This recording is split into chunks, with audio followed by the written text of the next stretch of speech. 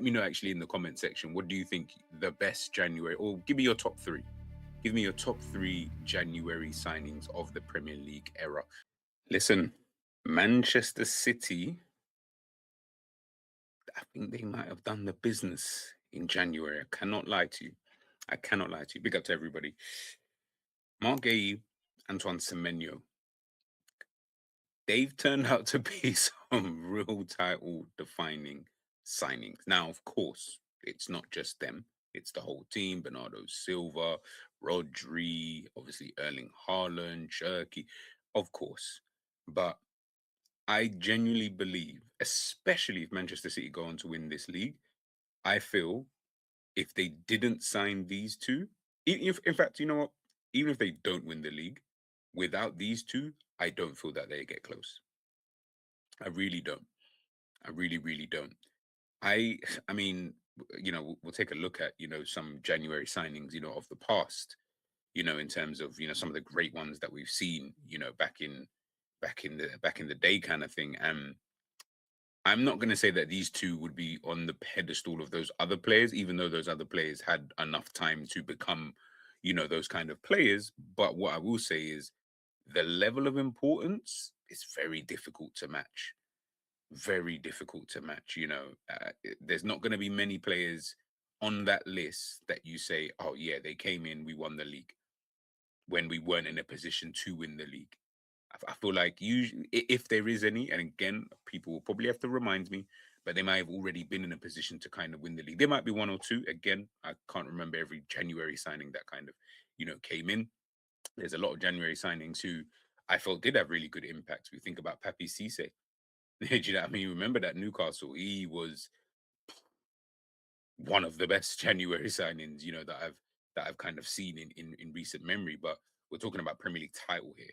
We're talking about bringing two players who can change almost the course of a Premier League season just by their signings alone. And what I like about the two signings for Manchester City, anyway, is, and I know, listen, look, we're going to talk about the two players separately anyway, but what I like about the fact that Pep obviously went for these two players, they didn't seem like the players that I would associate with Pep Guardiola.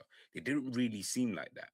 You know what I mean? In terms of maybe Guehi more so, but I didn't feel like Antoine Semenyo was a player that he would actually go for. I don't know why. It just didn't really. That wasn't really on my bingo card when I thought about Antoine Semenyo moving on. To be fair, it was maybe Liverpool, Arsenal. I felt like that would have been at the time. Of course, I felt that okay, that makes sense as to why you would go to one of those two kind of clubs, but it seems like Pep understood exactly what it is his team needed. Now, whether he believed the team were going to be, obviously, he needed Arsenal to drop points, but whether he felt that these two would have the kind of impact, I don't know. You'd have to ask him. But this kind of impact, honestly, I don't know. I really don't know. I really, really don't know. Here's a list. Well, not a list, but this is like an 11, of January signings and things like that. And I found this kind of interesting as well because there was, of course, some really, really good players in there. You can see Vidic is in there. You got Virgil van Dijk, Gary Cahill. He was absolutely amazing for Chelsea. He might actually be one of those players. Don't know if Chelsea did win the league that season that he signed, but I just remember him signing and him being an absolutely top player. You got Ivanovic again, ended up being a really, really good player. Evra, as we know, one of the best fullbacks in the Premier League era. Coutinho, I remember him coming in for Liverpool, and I remember thinking, kind of thing, like that curly hair. Like he was skillful. He had his kind of thing. I didn't know he'd go on to be the player that he obviously became. Matic, obviously, he was solid. We thought, yeah, all right, he's all right. Didn't think he would have that much of an impact, to be fair, but he was really, really good for Chelsea. Bruno Fernandes, I definitely wanted Fernandes at Liverpool when he signed from Sporting. And he's probably proved the outlay that they obviously paid for him. Suarez, obviously, he speaks for himself. And then obviously got Eden Dzeko.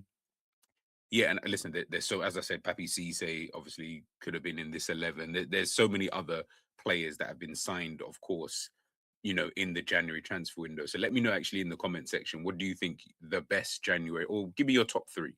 Give me your top three January signings of the Premier League era. I'd love to see what kind of names that people kind of, throw up. But yeah, I'm just kind of just looking, in terms of how the Premier League season's obviously gone. We all kind of thought it would be, come January time. I think Bernardo Silva even spoke about it during an interview about it almost seemed like it was like a foregone conclusion, them not being necessarily good enough to win the Premier League. Now, as I said, Man City were probably always going to go on this kind of run that they're currently on and, hit this kind of form. But you needed Arsenal to, of course, drop points, losing to Bournemouth, dropping points to Nottingham Forest, I think it was, losing to Wolves. So, things like that, they needed them to do that in order for them to be able to catch up the way that they have. So, obviously, that in itself is obviously interesting. But yeah, I honestly, I just look at, Semenyo for one now. This is what I really wanted to get into, right? Because I know Enz is probably what if he's watching this, or if he hears about this, he'll definitely look at this and say, "See, I told you." And listen, I'm always gonna hold my hands up in that regards for Liverpool. I've always stated this: Liverpool, are the type of club that don't ever use players in the way that they should actually be used. It's always done differently for some weird reason. Like you signed a player who does this, but for some reason you've turned him into this. That just seems like Liverpool under Arne Slot. As I said repeatedly, like I wouldn't even want Liverpool to sign an Elise. It doesn't make sense. You've got a really poor manager, in my personal opinion. Wouldn't want to, would I say, kind of like ruin him. Like I don't want that. Do you know what I mean? I don't want that. But I looked at some menu and I generally looked at him and I just kind of thought to myself, I thought he was going to be a big fish in a small pond type of player. I genuinely thought it was that he was, at Bournemouth, the best player there in the team. And listen, he was really good at Bournemouth. There's no taking away from that. But at Bournemouth, obviously, it's a different type of game. You're up against opponents treat you differently than they would a Manchester City. But then, of course, I probably didn't take into account that you're playing for Manchester City. You're playing with some of the best players in world football in that team. One of the best strikers, one of the best midfielders. So I guess maybe I should have taken that the world's best manager. I should have maybe taken those things into account a little bit more in order to, as long as he was able to facilitate what you did at Bournemouth, and then that could then allow you, as long as you can do the same things at Bournemouth, if you can do that at Manchester City, then you'll be fine. And I feel like he needed that pace and power. He needed the fact that he's now got two players within the team. There's probably more that I'm missing out, but Ray and Cherky and now Anton Semenyo, two players you can use both left and right foot. That in itself is dangerous. That's really, really, and again, like I say, I hold my hands up. Maybe it was something that I underestimated. Someone who can use the left and the right foot. His strong foot for me is still his right foot, whether he says any different or anybody else does. But yeah, his left and his right foot, he can shoot very well. With both feet. So maybe that was something he also looked at. Almost like a two-way kind of player, someone who can be a threat on either side. On either wing. It's not going to be a problem. I think I saw him actually putting the ball into the box at the weekend with his left foot, absolutely calm. Now the cross wasn't great in a sense, but it was just a way, even his technique in taking the cross. Some players, when you can tell that they're on their weaker foot, there's a way that you kind of even stand up to the ball. It's not comfortable. Do you know what I mean? It's almost like you're just swinging your leg. He didn't have that at all. He looked like, oh yeah, I'm left footed. I can just cut in and then put the ball into the kind of back post. And yeah, like I say, like I think he's been a really good signing, for them. So listen, man, big up to big up to him. And Marc Guehi. Marc Guehi was another one. Again, Liverpool, as per usual, missing out on these type of players. But he was a player who I didn't really look at him and think impact, because I felt like it was just one of those signings that got him for cheap. They had no centre back, or their centre backs were dropping like flies. John Stones, Ruben Diaz, Vardio, Ake. You just need another centre back almost in. And if you can get someone like him who is a good centre back for the price that they got him in for, it's just kind of a no-brainer, kind of thing. So yeah, I really didn't look at this one and think, oh my goodness, they signed Mark Guehi, he's amazing. Like it really wasn't that, kind of thing. But again, he's been able to kind of come in, and I feel he's had a really, really positive impact on their defense. Again, he is a leader anyway. He's been captain in Crystal Palace, so he's got that. He's got those leadership qualities that you need, and he's managed. Well, he's been leading a team, obviously not of the level, of a Manchester City. But when I watch him for Manchester City, he's leading there.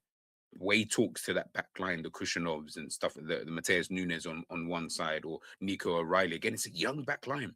Well, not even a young, but it's an inexperienced, should I say, back line that I'm looking at there. Manchester, you don't have a back line that you look at and think, again, you're missing Vardio, John Stones, Ake. That's Premier League winning experience. None of these guys have won.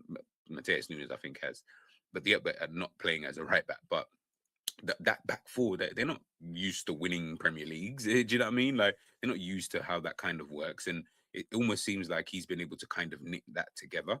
And I think that's probably his biggest strength, for Pep Guardiola, having someone who can just kind of come in and then bang, it's just instant in terms of, forget, obviously, yeah, he's good on the ball, all that, yeah, whatever. It's what he does off the pitch. It's what he, I guess, does on the pitch, but without the ball. And I'm not talking positioning or anything like that. It's that leadership kind of qualities. He seems to be bringing that, and I think, again, testament to him, testament to Pep Guardiola, for getting him in. But I mean, you're under Pep Guardiola ultimately, so I feel that things would be different at a different kind of club. Do you know what I mean? I don't feel like everybody would have had the same level of impact from these two players had they signed him. I think, like I said, you're under the best manager in world football, best manager of this generation. So it kind of makes sense as to, why he's kind of why he's kind of getting the kind of result. And I think, again, it's all about looking at what he kind of needed. He needed this level of